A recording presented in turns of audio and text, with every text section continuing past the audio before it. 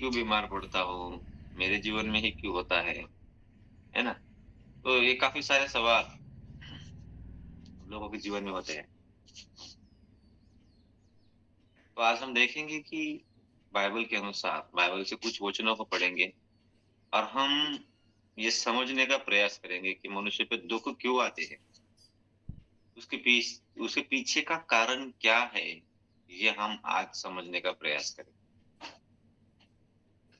तो मैं चाहता हूँ आप में से कोई एक जन वचन के लिए प्रार्थना करें। 2 मिनट, ज़्यादा नहीं, बस।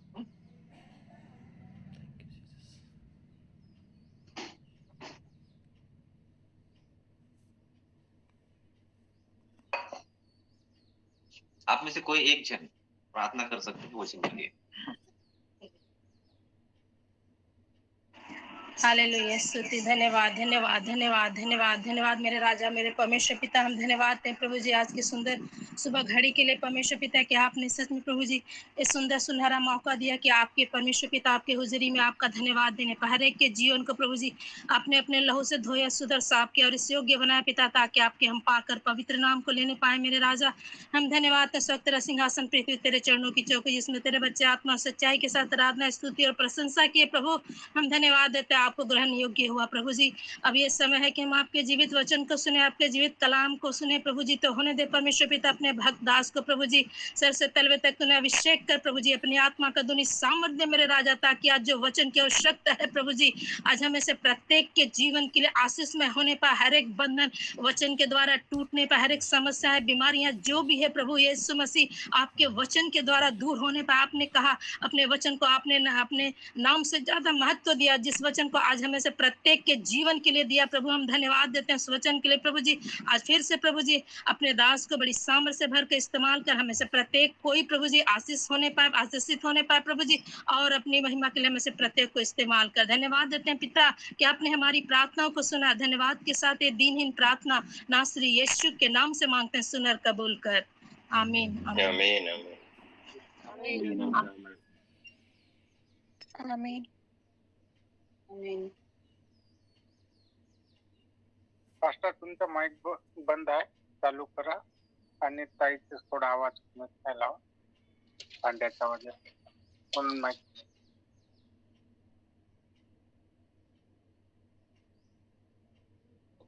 सॉरी, मेरा माइक जो है वो बंद हो गया था। ओके। हम एक वचन को पढ़कर शुरुआत करेंगे।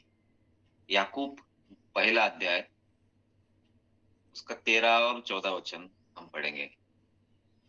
हम ये आज का जो सेशन है उसमें हम सीखेंगे कि लोगों के बहुत सारे सवाल होते हैं कि मेरे जीवन में समस्या क्यों है, या फिर किसी के जीवन में समस्या एक्चुअल में होती क्यों है ना? समस्या होने का कारण क्या है? बाइबल में कुछ बातों को हम देखेंगे। तो हम सबसे पहले वचन को पढ़ेंगे, याकूब अध्याय 1 वचन 13 और 14। उसमें लिखा है, जब किसी की परीक्षा हो तो वो यह न कहे कि मेरी परीक्षा परमेश्वर की ओर से होती है, क्योंकि न तो बुरी बातों से परमेश्वर की परीक्षा हो सकती है, और न वह किसी की परीक्षा आप करता है, परंतु प्रत्येक व्यक्ति अपनी ही अभिलाषा में खींचकर और फंसकर परीक्षा में पड़ता है। हालेलुया।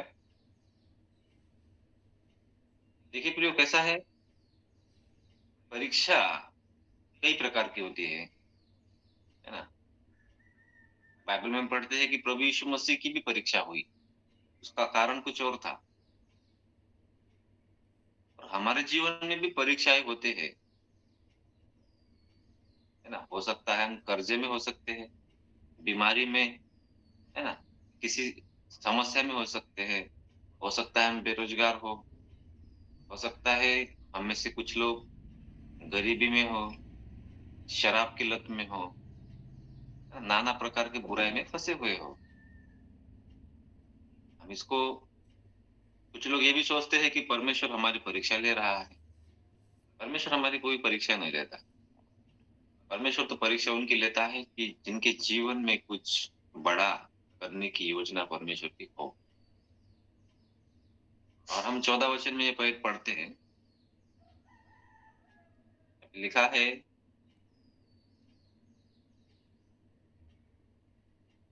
परंतु प्रत्येक व्यक्ति अपनी ही अभिलाषा में खींचकर और फंसकर परीक्षा में पड़ता है। हालेलुया। यानी कि हम अपनी ही अभिलाषा से, है ना, यहाँ पे लिखा है परंतु प्रत्येक व्यक्ति अपनी ही अभिलाषा से खींचकर।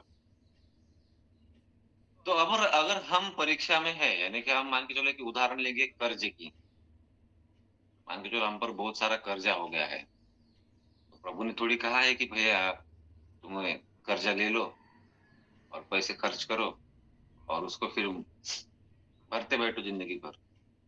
ये आइडिया तो हमें प्रभु ने नहीं दिया। ये विचार हमारे मन में आए कहाँ से? ये विचार शैतान हमारे मन में डालता है। हालेलुया।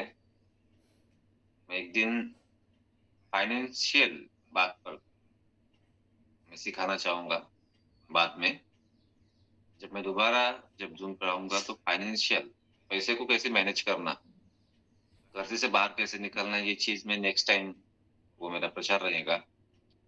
आज मैं ये सिखाना चाहूंगा कि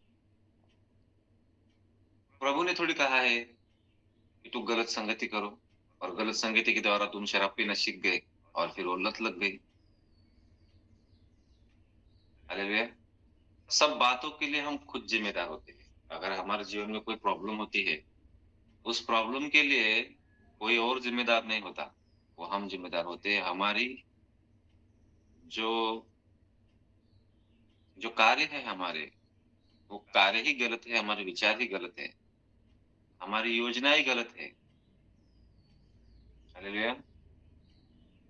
इस वजह से हम दुख में चले जाते हैं, गरीबी में, पीड़ा में, समस्या में चले जाते हैं।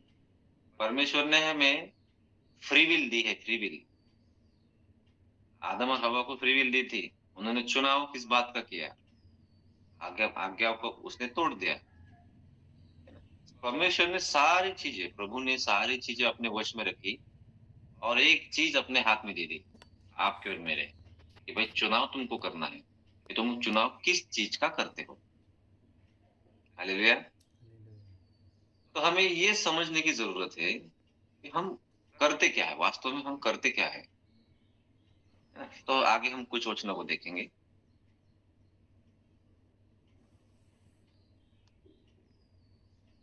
हाँ, ये अच्छा रहेगा। तो एक और हम वचन बाइबल से पढ़ेंगे, दूसरा कुरिन्थियों अध्याय 4 वचन 16 से लेकर 18 तक। यहाँ पे प्रभु का एक वचन हमें साफ साफ कुछ बातें बोलता है, हम उसको पढ़ेंगे। इसलिए हम हियाव नहीं छोड़ते, यद्यपि हमारा बाहरी मनुष्यत्व नाश भी होता जाता है, तो भी हमारा भीतरी मनुष्यत्व दिन प्रतिदिन नया होता जाता है, क्योंकि हमारा पल भर का हल्का सा क्लेश हमारे लिए बहुत ही महत्वपूर्ण और अनंत महिमा उत्पन्न करता है। यहाँ पे लिखा है हमारा पल भर का हल्का सा क्लेश। हमारे मनुष्य की लाइफ कितनी है? 60 साल, 70 साल, 80 साल। हो सकता है हमें ये 60 साल, 70 साल, 80 साल भी चंगाई ना मिले, बदलाव ना हो हमारे जीवन में, पर हम अगर मसीह में बने रहे तो हम अनंत जीवन जो है स्वर्ग में बिताएंगे। ना तो वहां पे चिंता है, ना फिर वहां कर्जदार परेशान करने वाले हैं, ना फिर वहां पे कोई बुराई है, और वो अनंत है। तो हम किस चीज का सौदा करते, हम हमारे जीवन में एक क्या हो रहा है? चुनाव हो रहा है। हो सकता है किसी के जीवन में चंगाई ना मिले। हालेलुया। अगर वैसी परिस्थिति में भी हम प्रभु को ना छोड़े, तो हम अनंत काल के लिए परमेश्वर के राज्य में एक अच्छा, आशीषित और सुखमय जीवन जिएंगे। और हम एक वचन को हम देखते हैं लूका के अध्याय में 16 अध्याय में, लूका अध्याय 16 उसमें 19 से लेकर आगे हम पढ़ते हैं। वहां पे लिखा है एक धनवान और लाजर की कहानी। वहां पे किसी ये बात तो नहीं है कि धनवान चंगा हो गया, ये वो, ना ही वो लाजर चंगा हो गया। सभी लोग अपनी परिस्थिति में पूरी जिंदगी जिए और वो जो लाजर था, घावों से भरा हुआ, कुत्ते उसके पैर को चाटते थे, वो एक दिन मरा। वो जो हालत में था वही हालत में मरा, परंतु अंत तक वो क्या किया, विश्वास योग्य रहा। और हम आगे आगे आगे पढ़ते हैं कि वो अब्राहम की गोद में गया मरने के बाद, और वो धनवान मनुष्य पीड़ा में पड़ा हुआ चिल्ला रहा है, अब्राहम से बोल रहा है कि लाजर को एक उंगली, एक बूंद पानी के लिए वो तरस रहा है और मदद मांग रहा है अब्राहम से। इस धनवान व्यक्ति ने जिंदगी भर चुनाव किस चीजों का किया, सांसारिक चीजों का चुनाव। बाद में उसने फल क्या भुगते। और उस गरीब लाजर ने जो जिस जिंदगी, जैसी जिंदगी वो जी रहा है, उस जिंदगी को जीता गया, जीता गया। हो गए 60 साल 70 साल कंप्लीट किए और चला गया अनंत काल तक अच्छाई सुखलोक में चला गया, परमेश्वर के पास। हालेलुया। यहाँ पे लिखा है 17 वचन में, दूसरा कुरिन्थियों 4 अध्याय 4 अध्याय 17 वचन में लिखा है, क्योंकि हमारा पल भर का हल्का सा क्लेश हमारे लिए बहुत ही महत्वपूर्ण और अनंत महिमा उत्पन्न करता है। हालेलुया। 18 वचन पढ़ेंगे। और हम तो देखी हुई वस्तुओं को नहीं परंतु अंधी की वस्तुओं को देखते रहते हैं, क्योंकि देखी हुई वस्तुएं थोड़े ही दिन की है, परंतु अंधी की वस्तुएं सदा बनी रहती है। प्रियो, नरक और स्वर्ग ये दो चीजें हैं, ये अंधे की चीजें हैं और ये सदा बनी रहती है, वचन कहता है। और हमारा मन किन चीजों में लगा है, इस संसार की चीजों में। वो तो एक भात के समान है, ऐसी कोई चीज नहीं है। आप कितनी भी अच्छी गाड़ी ले लो, एक समय था 50 साल पहले एक डंगरी गाड़ी, आज के डेट में हम उस गाड़ी को देखकर हंसेंगे। ऐसे गाड़ी को लग्जरी गाड़ी सोचते थे वो टाइम में। आज उससे भी अच्छी अच्छी गाड़ी निकली है, उससे भी अच्छी अच्छी गाड़ी आगे फ्यूचर में निकलेंगी। तो फ्यूचर में लोग बोलेंगे कि यार पुरानी गाड़ी, 50 साल पीछे वाली गाड़ी को बोलेंगे ये डब्बा गाड़ी है। संसार में दिखावटी चीजें बहुत है, अट्रैक्टिव चीजें बहुत है। जिस प्रकार आदम और हवा को वो फल दिखा कि वो फल देखने में मन भावना है और लग गए सांसारिक चीजों में, वैसे ही शैतान हमारे सामने ऐसी चीजों को परोसता है जो अट्रैक्टिव है। किसी के पास अच्छा 4G मोबाइल या 5G मोबाइल हो तो हमको लगता है कि ये मेरे पास भी होना चाहिए, है ना। किसी को लगता है कि मेरे घर में ये फर्नीचर होना चाहिए। क्यों? क्योंकि पड़ोस के पास है, पड़ोसियों के पास है, रिश्तेदारों के पास है, मेरे घर में होना चाहिए। पर हमारी फाइनेंशियल कंडीशन नहीं है लेने के लिए, हम क्या करते, कर्जा लेते हैं। फिर भी वो चीज हमारे घर में होनी चाहिए, चाहे कर्जा ले लो, फिर भरते बैठो। ये हमारी जो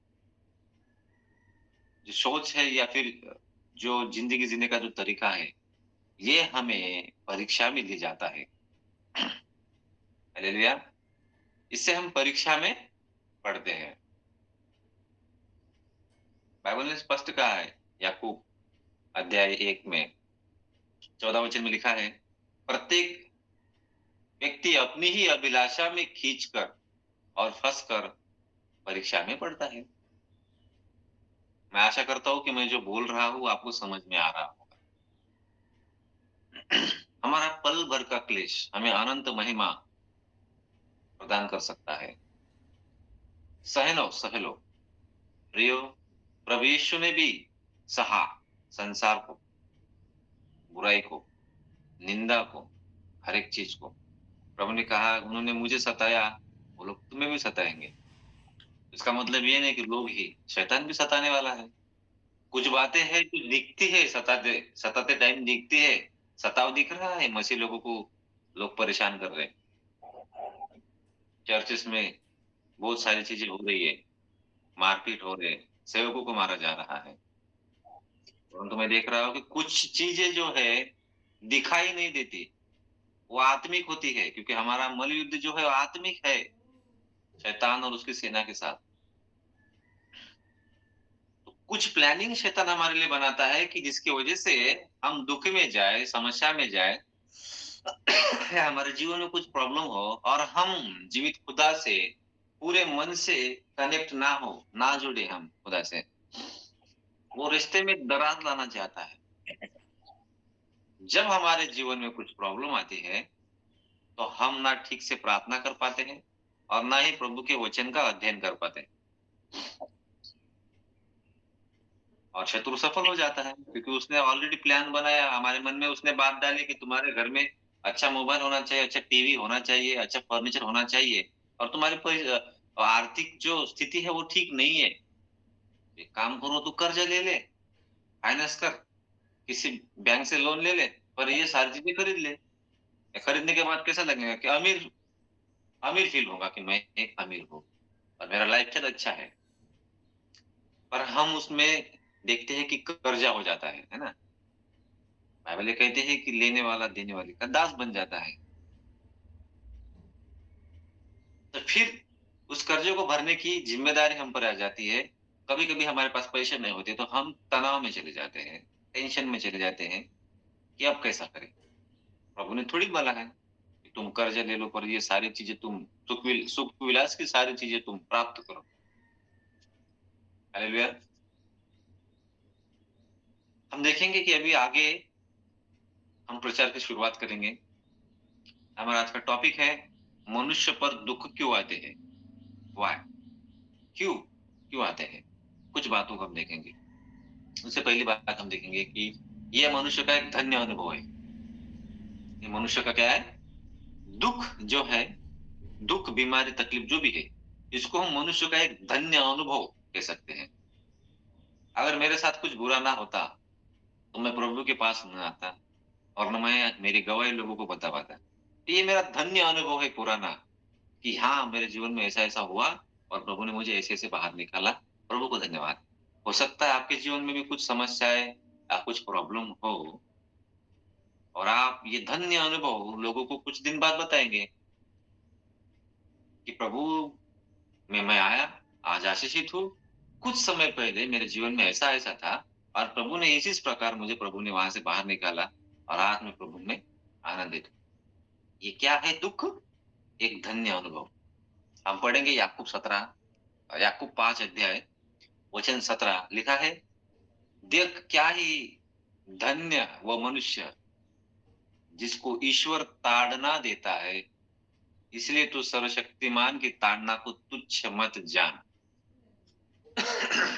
धन्य कहा गया है, धन्य मनुष्य जिसको ईश्वर ताड़ना देता है, इसलिए तू सर्वशक्तिमान की ताड़ना को तुच्छ न जान। हमें ये तुच्छ नहीं जानना है, या फिर हम गिल्टी फील नहीं करना है, या फिर दुखित नहीं होना है इस विषय पर कि मेरे जीवन में दुख क्यों। 1 साल हो गया मैं चर्च में जा रहा हूँ, फिर भी मेरे जीवन में बदलाव नहीं है। 2 साल हो गया मैं चर्च में जा रहा हूँ, फिर भी मेरे जीवन में बदलाव नहीं है। ये हम बोलते हैं, हमें सोचते हैं, क्यों? क्योंकि हम आज भी सच्चाई को ठीक से समझ नहीं पाए। प्रभु के वचन को ठीक से समझ में हमें आया नहीं। इस वजह से हम जो है आज भी कुछ समस्या, कुछ विचारों के एक भूल भुलैया में हुए हुए है। बाइबल कहती है होशे 4:6, ज्ञान ना होने के कारण मेरी प्रजा नाश हो रही है, वचन कहता। और यशायाह 5:13 में भी लिखा है कि अज्ञानता के कारण मेरी प्रजा बंधुआई में जा रही है। किस बंधुआई की बात कर रहे हैं? गुलामी। शारीरिक गुलामी अलग होती है और मानसिक गुलामी अलग होती है। मानसिक गुलामी जो शैतान करता है वो हमारे विचारों के दायरे को बांध देता है। हमारे ज्ञान के हमारा जो ज्ञान होता है उस ज्ञान के दायरे को वो बांध देता है कि हमारी सोच को वो सीमित कर दे, हमारी परिस्थितियों को सीमित कर दे, हमारे आत्मिक जीवन को भी वो सीमित कर देता है। हालेलुया। इसलिए वचन जितना ज्यादा अध्ययन करेंगे, वचन ही है जो हमारे विश्वास को बढ़ाता है और हमें प्रभु में बलवान बनाता है। और हम आगे देखेंगे कि जब परीक्षाएं, पहली बात हमने क्या देखी कि मनुष्य पर दुख क्यों आते हैं, यह मनुष्य का धन्य अनुभव है। और दूसरी बात यह है कि इससे विश्वास की सच्चाई प्रकट होती है, हमारी विश्वास योग्यता प्रकट होती है जब हम दुख को सहन करते हैं। हालेलुया। जब हम दुख को सहन करते हैं, पीड़ा को सहन करते हैं, फिर भी हम विश्वास में बने रहते हैं, तो ये हमारे सच्चाई को प्रकट करते हैं। बाइबल कहती है कि प्राण देने तक विश्वास योग्य रहा। हमें क्वेश्चन पढ़ेंगे, अय्यूब अध्याय 23 वचन 10 उसमें लिखा है, परंतु वह जानता है कि मैं कैसी चाल चला हूँ, और जब वो मुझे ता लेगा तब मैं सोने के समान निकलूंगा। जब परीक्षा होती है, अय्यूब के जीवन में परीक्षा ही आई, और उसके बाद वो सोने के समान निकला। वचन कहता है, परंतु वो जानता है कि मैं कैसी चाल चला हूँ। आप कैसी चाल चलते हैं जब परीक्षा होती है, संकटें आती है, समस्याएं आती है, आप कैसी चाल चलते हैं? और आगे लिखा है, और जब वह मुझे ता लेगा यानी ताड़ना या फिर सताव, जो भी है समस्या, परेशानी, और जिसको हम शॉर्टकट में बोल सकते हैं कि सताव या फिर, और आगे लिखा है कि तब मैं सोने के समान निकलूंगा। हो सकता है आपके जीवन में भी कुछ समस्याएं हो और उस समस्या में आप कैसी चाल चलते हो, अंत तक विश्वास योग्य रहते हो, तो आप भी अय्यूब के समान सोने के समान निकलेंगे। हालेलुया। और एक बात हम देखेंगे कि जब दुख आता है तो हम परमेश्वर के वचन के अनुसार चलना सीखते हैं। तीसरी बात हम भी देख रहे हैं कि मनुष्य पर दुख क्यों आते हैं। जब दुख आते हैं, वचन के अनुसार हम अगर देखेंगे तो परमेश्वर का वचन का पालन करना हम सीखते हैं। हम ठीक कर लेते हैं अपने आप को कि यदि हमारे जीवन में कुछ बुरा हो रहा है तो हम देखते हैं कि कहीं मेरे से कोई गलती तो नहीं हो गया, या फिर मैं कुछ परमेश्वर के वचन के या फिर परमेश्वर की इच्छा के विपरीत तो कुछ कर नहीं रहा हूँ। ये हम यानी कि खुद को जो है चेक करना शुरू करते हैं अपने आत्मिक जीवन को, क्या मेरे से कोई गलती हो रही है। हालेलुया। हम देखेंगे भजन संहिता 119 और 67 वचन जो है, वहां पे लिखा है, उससे पहले कि मैं दुखित हुआ, मैं भटकता था, परंतु अब मैं तेरे वचन को मानता हूँ। पहले मानते थे? नहीं। हो सकता है मानते थे, कभी नहीं मानते थे। इससे पहले कि मैं दुखी हुआ, भजनकारी कहता है भजन संहिता में, इससे पहले मैं दुखित हुआ, मैं भटकता था पहले। जब दुख आया, परंतु अब मैं तेरे वचन को मानता हूँ। दुख जो है परमेश्वर के वचन की ओर अट्रैक्ट करते हैं। हालेलुया। दुख जो है परमेश्वर के वचन की ओर अट्रैक्ट करते हैं। हालेलुया। तो इससे हम ये देखते हैं कि हमारा जो मन है वो वचन पर लगना शुरू हो जाता है। दुख आएंगे ही नहीं।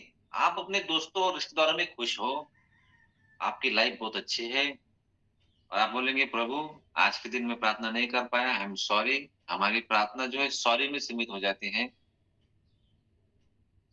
हम प्रभु के वचन को ज्यादा नहीं पढ़ते, हम प्रभु के वचन में ज्यादा मन नहीं लगाते। आराधना, चर्च, इन सारी चीजों से हमारा मन जो है धीरे धीरे कम होता है। अरे दुख आते हैं, जब दुख आते हैं, लिखा है अब मैं तेरे वचन को मानता हूँ, वचनकार कहता है। दुख, परिस्थितियां और बुराइयां, कमजोरियां, बीमारियां, ये जो है हमें परमेश्वर की ओर अट्रैक्ट करती है, और हम क्या कहते हैं कि चलो भैया, अभी दुख है तो समस्या है, प्रभु के निकट जाए और खुद को प्रभु के हाथों में दे। तो ये भी कारण हो सकता है कि हमारे जीवन में जो दुख है वो हमारे आत्मिक जीवन के कमजोरी के कारण भी हो सकता है।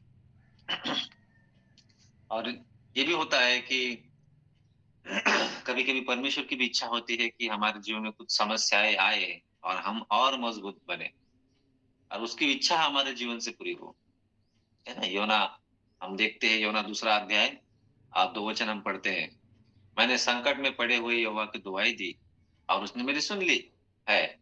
अधोलोक के उदर में से मैं चिल्ला उठा और उसने मेरी सुन ली है ना। अय्यूब योना के जीवन में दुख ही क्यों आया? वो जहाज में जा रहा था तर्शीश को, प्रभु ने बोला तू जा, और जाने को एक जगह भी बोला और वो दूसरी जगह जा रहा है।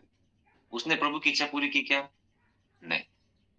कभी कभी होता है कि मनुष्य परमेश्वर की इच्छा को नहीं जानता। हालेलुया। मनुष्य परमेश्वर की इच्छा को नहीं जानता। तो कभी कभी परमेश्वर की इच्छा होती है और उसके विपरीत हम जब करते हैं तो दुख आते हैं। योना के जीवन में भी दुख आया। उसको निनिवे जाने के लिए बोला और वो तर्शीश को जा रहा है, तो दुख आए, उसको फेंका गया, मछली ने उसको निगल लिया, 3 दिन वो मछली के पेट में रहा। ये दुख, संकट उस पर क्यों आए? इसलिए योना कहता है मैं संकट में पड़े हुए यहोवा की दुहाई दी, है ना। योना अध्याय 2 वचन 2 में लिखा है और उसने मेरी सुन ली, और अधोलोक के उदर में से मैं चिल्ला उठा और तूने मेरी सुन ली। हालेलुया। उसके बाद योना निनिवे जाता है और प्रभु की इच्छा पूरी हो जाती है। तो कभी कभी हमारे जीवन में भी ऐसा होता है कि प्रभु कहता है कि भैया तू मेरी उपस्थिति में बैठ, पर हम प्रभु की उपस्थिति में बैठने के बजाय हम अपने दोस्त और रिश्तेदार और टीवी मोबाइल में हमारा समय बिताना शुरू कर देते हैं। ये बुरी आदतें हैं। नेक्स्ट टाइम मैं जो बोला हूँ और फाइनेंशियल एडवाइस यानी कि पैसों का लेन देन, पैसों का व्यवहार कैसे करें, इसके बारे में भी मैं बोलूंगा। और बुरी आदतों पर भी जब समय मिले, मुझे अगर बुलाया जाए तो बुरी आदतों के विषय में भी मैं चर्चा आपसे करूंगा नेक्स्ट टाइम। हालेलुया। और हम ये देखते हैं कि जब हमारी परीक्षा होती है, जब हमारे जीवन में क्लेश आता है, तो इससे और भी कुछ बातें निकल कर आती है। वो हमें मजबूत बनाने के लिए भी परीक्षाएं आती है। लिखा है 2 कुरिन्थियों अध्याय 4 वचन 17 में, है ना। क्योंकि हमारा पल भर का हल्का सा क्लेश हमारे लिए बहुत ही महत्वपूर्ण और अनंत महिमा उत्पन्न करता है। पल भर का हल्का सा क्लेश, है ना। 2 कुरिन्थियों अध्याय 4 वचन 17 में लिखा है। मैं एक बार फिर पढ़ूंगा। क्योंकि हमारा पल भर का हल्का सा क्लेश हमारे लिए बहुत ही महत्वपूर्ण और अनंत महिमा उत्पन्न करता है। अनंत महिमा। मैं मेरी गवाही पिछली बार आपने सुने हो। अगर वो चीजें मेरे साथ ना होती तो आज मेरी पहचान एक सेवक के रूप में ना होती और मैं मेरा जीवन जैसा है वैसा जीता।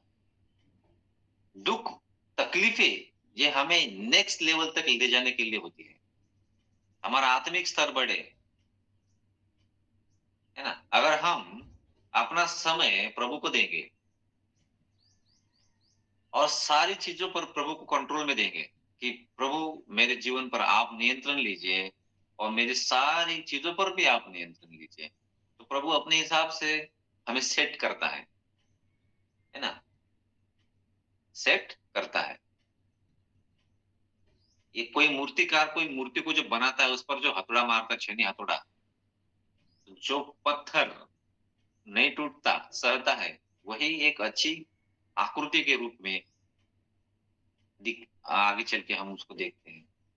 हमारा जीवन भी अगर हम परमेश्वर के हाथ में देंगे कि प्रभु आप कुम्हार है और हम मिट्टी है, आपके अनुसार हमें बनाइए, तो कुछ तकलीफ को सहन करना पड़ेगा। प्रोसेस में से जब प्रोसेस में से हम गुजरते हैं तो तकलीफ में से गुजरना पड़ेगा। हालेलुया। जब आर्मी की ट्रेनिंग होती है तो आर्मी की ट्रेनिंग में बहुत तकलीफ होती है, बहुत तकलीफ। जब वो तकलीफ 1 महीना 1.5 महीना तकलीफ से होकर गुजरते हैं, एक दमदार पावरफुल सोल्जर की उनकी पहचान होती है आगे चल के, है ना। दुख और क्लेश, पीड़ाएं, परेशानी, गरीबी, कर्जा, ये चीजें हमें प्रभु के और नजदीक लेकर जाते हैं, प्रभु में हमें और मजबूत बनाते हैं। हालेलुया। मेरे प्रियो, आपके लिए प्रभु ने स्वर्ग रखा है, उसको प्राप्त करिए। संसार में की जो चीजें हैं वो आती रहेंगी, जाती रहेंगी, वो नाश होने वाली चीजें हैं। परंतु एक चीज है जो सदा बनी रहती है, और वो है परमेश्वर का राज्य। हालेलुया। वो है परमेश्वर का राज्य। अपने आप को प्रभु के सम्मुख समर्पित भाव से रख दीजिए। मट्टी के समान। तो प्रभु हमें एक अच्छा मटका, उसको आकार देने का काम प्रभु का है। और हम ये सोचते हैं कि प्रभु मेरे जीवन में तकलीफ क्यों है। मैं प्रभु, मैंने पहले ही बोल दिया है कि हमारे गलत डिसीजन की वजह से, गलत निर्णयों की वजह से ही हम दुख और परेशानी में हैं। परंतु प्रभु ने हमें नहीं छोड़ा, प्रभु ने हमें नहीं त्यागा। प्रभु हमें उस दलदल से, उस गड्ढे से निकालने के लिए प्रभु तैयार है। पर हम उसे, प्रभु को, प्रभु की इच्छा के अनुसार खुद को उसके सामने रखना है। यदि आप आज अपने आप को प्रभु की इच्छा के अनुसार प्रभु के सम्मुख यदि आप रखेंगे, निश्चित प्रभु आपको आपकी परिस्थिति से निकालेगा। हालेलुया। जब हम परीक्षाओं को, सारी चीजों को सहते हैं, उसके बाद हमें स्वर्ग में स्थान मिलेगा।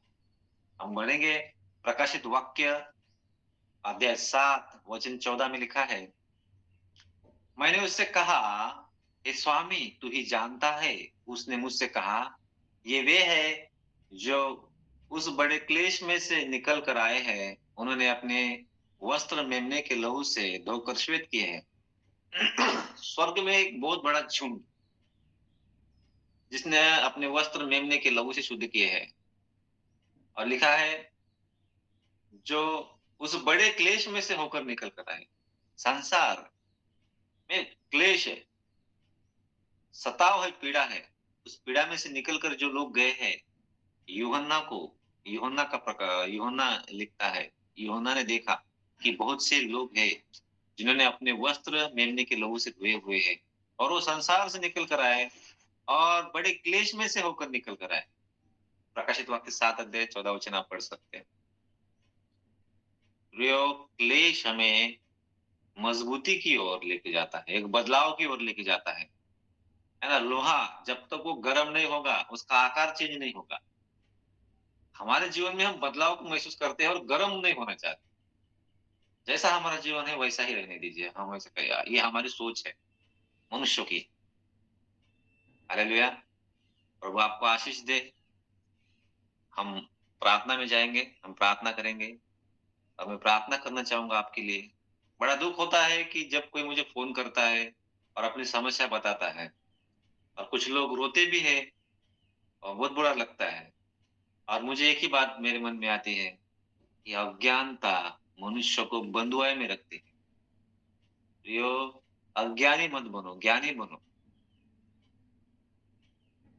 सच्चाई को जानो। अधूरे सच्चाई से कुछ नहीं होगा, अधूरे ज्ञान से कुछ नहीं होगा। एक्सपर्ट बनो अपनी चीज में। बाइबल कहते हैं कि जब तुम सत्य को जानोगे तो सत्य तुम्हें आजाद करेगा। किस चीज से आजाद करेगा भाई? हर वो चीज से जो संसार में हमें बांधे रखती है। अपने आप को कमजोर ना समझे। आप प्रभु के बच्चे हो। हालेलुया। हम प्रभु के वारिस है, हम प्रभु के परमेश्वर के बच्चे हैं। तो हम के कमजोर लोग हैं क्या?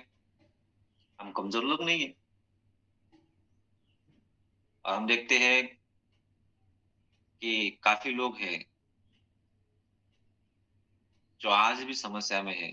2 साल हो गए, 3 साल हो गए, 4 साल हो गए, 5 साल हो गए। बाइबल को एक आईने के समान आप देखिए। ऐसा पकड़े बाइबल को और देखिए कि ये आईना है, और ये मेरे जीवन के विषय में गवाही देता है। और वो आईना हमें दिखाता है कि तुम्हें कहाँ पर कुछ लगा हुआ है चेहरे पे, वो हमें साफ करना है। और वो प्रभु का जो वचन है, ये वचन आईना है। वचन से अपने आप को जस्टिफाई करिए। और हमारे जीवन में कोई भी अगर गलत चीज या फिर कुछ हो, कमी, उसको चेंज करिए, निकाल दीजिए, साफ करिए। अपने आप को साफ करिए, अपने वस्त्रों को साफ करिए। परीक्षाएं आपको छोड़कर चली जाएगी। जब आप सत्य को जानोगे तो सत्य आपको आजाद करेगा। दुख यूं ही नहीं आते, उसके लिए कभी कभी हम जिम्मेदार होते हैं, हमारा आत्मिक जीवन जिम्मेदार होता है। मैं चाहता हूं कि आप सभी लोग इस बात को समझें कि दुख क्यों आते हैं। ये जो बातें हैं, ये सारी बातें आप नोट किया होंगे, ये वचन आपने लिख लिए होंगे। इस वचन के अनुसार आप जीना शुरू कर दें, प्रभु आपके जीवन में, मेरा विश्वास है कि 100% आपको इस बीमारी, समस्या, दुख, क्लेश, तकलीफ जो भी हम बोलते हैं, उससे बाहर निकाल के सामर्थ्य प्रभु रखता है। हालेलुया। मैं आपके लिए दुआ करना चाहूंगा। स्वर्गीय पिता, धन्यवाद देते हैं मेरे प्रभु, ये वचन के अनुसार आपने इनके जीवन में कार्य किया मेरे परमेश्वर। वो आपकी इच्छा थी प्रभु जी की मैं ये वचन इनके बीच में बोलूं और ये बातें मैं इनसे शेयर करूं प्रभु। हे पिता परमेश्वर, मैं आपसे विनती करता हूँ मेरे प्रभु, काफी लोग हैं मेरे प्रभु जो आज भी तकलीफ में, बीमारी में, दुखों में है मेरे परमेश्वर। प्रभु जी, आप उनके जीवन को बदल दीजिए मेरे प्रभु। यदि उनमें कुछ कमियां घटिया हो मेरे परमेश्वर, आपका दूत उनके जीवन में जाए और उन्हें प्रभु जी बुद्धि और ज्ञान से भरे और प्रभु आपकी महिमा होने पाए। पिता परमेश्वर, गवाही आने पाए प्रभु जी। In the name of Jesus, Yeshu के नाम से लोगों के जीवन बदल जाए। हर एक तकलीफ, हर एक बीमारी, कर्जे की स्पिरिट इनके जीवन से निकल जाए। और पिता परमेश्वर, इनके गलत डिसीजन की वजह से ये जो समस्या में पड़े मेरे प्रभु, इन्हें बाहर निकाल। पिता परमेश्वर, वो माता पिता है जिनके बच्चे छोटे हैं, मैं उनके लिए दुआ करना चाहता हूँ। यीशु के नाम से उनके बच्चे आगे कार्य निकले और प्रभु जी इन्हें बुद्धि और समझ दे कि प्रभु जी अपने बच्चों का पालन पोषण कैसे करें, ताकि उन्हें अच्छे संस्कार मिले, अच्छी आदतें उनमें डालने पाए, अच्छी संगति उन्हें देने पाए प्रभु जी, अच्छी शिक्षा, प्रभु आपके वचन की शिक्षा वो अपने बच्चों को अच्छी रीति से देने पाए प्रभु, ताकि आगे को चलकर कोई बुरी घटनाएं, बुरी बातें इनके जीवन में ना होने पाए। प्रभु जी, जो लोग बेरोजगार है, मैं उनके लिए रोजगार के कार्य को खोलूं, रोजगार के द्वार खोलता हूँ यीशु के नाम से। पिता परमेश्वर, जो लोग बीमारी में, वो बीमारी को मैं डांटता हूँ यीशु के नाम से। यीशु के नाम से बीमारी आज इस परिवार से, इस घर से निकल, यीशु के नाम से। प्रभु जी, ये लोग आशीष प्राप्त करें। प्रभु जी, ये लोग आपके बच्चे हैं और आपके वारिस भी है मेरे परमेश्वर। कोई भी चीज पिता परमेश्वर इन्हें आपके प्रेम से अलग ना करने पाए। प्रभु, इनके विश्वास को बढ़ा प्रभु जी। पिता परमेश्वर, आपकी महिमा इनके परिवार में, उनके जीवन में होने पाए। यीशु के नाम से इस प्रार्थना। आमीन, आमीन, आमीन।